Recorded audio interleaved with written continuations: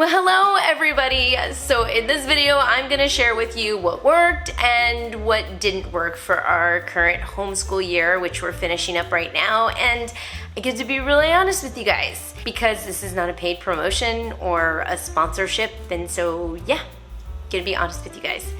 So I currently am homeschooling a 3rd grader, 5th grader, and 7th grader. Those are the ones that I'm gonna talk about right now. I also have a younger daughter with special needs. We'll talk about that in another video. So the first thing I'm gonna talk about, which yes, I am an affiliate with them, but I'm only an affiliate with them because I really love their curriculum. I have been doing Structure and Style this year.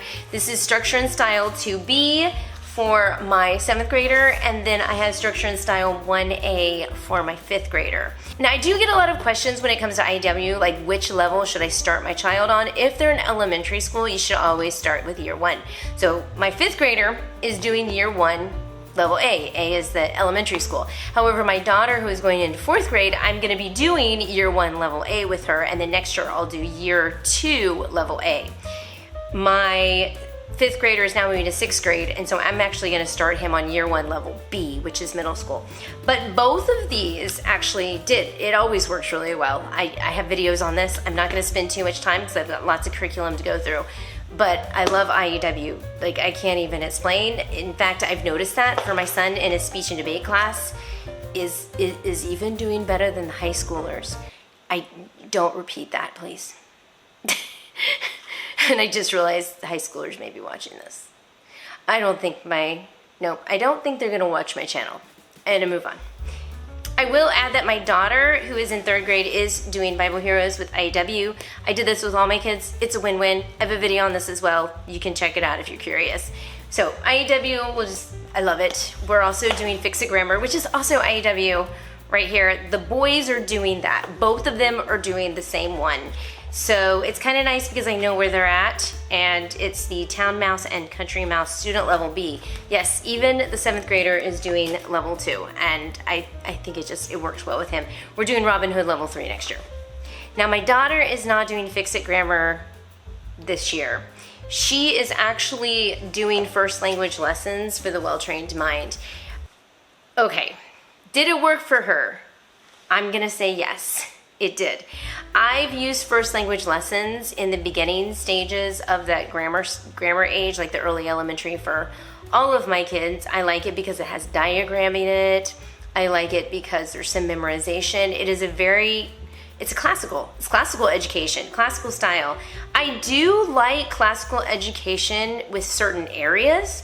I do have a video about my thoughts with classical education, and I'm gonna go ahead and put it in iCards.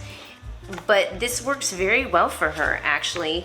You know, I'll show you, she has amazing handwriting. Why not? I am a big fan of diagramming. Fix-It Grammar doesn't have diagramming in it.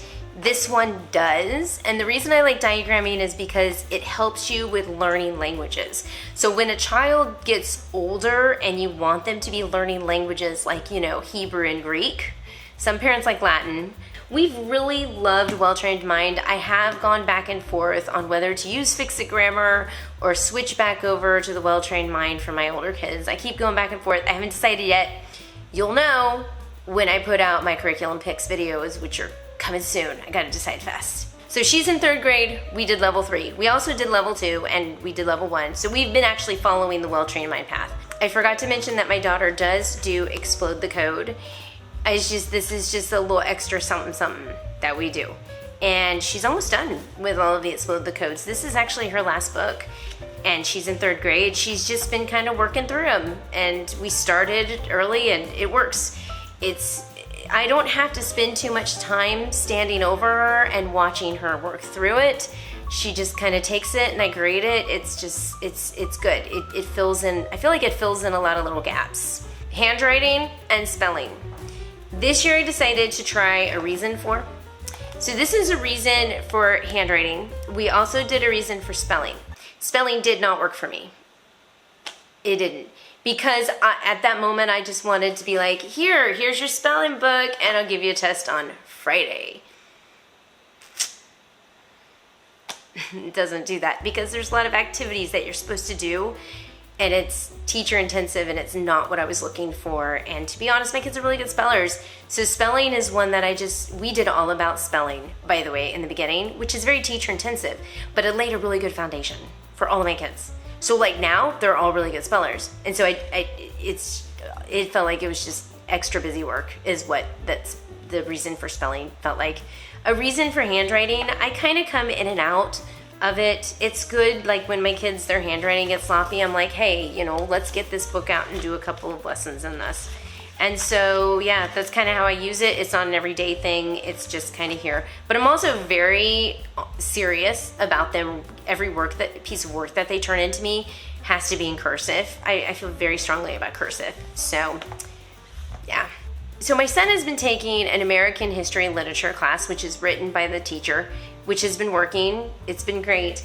But I also realized we need to be doing some literary studies with books at home as well. So I have a friend, Rachel. She's amazing.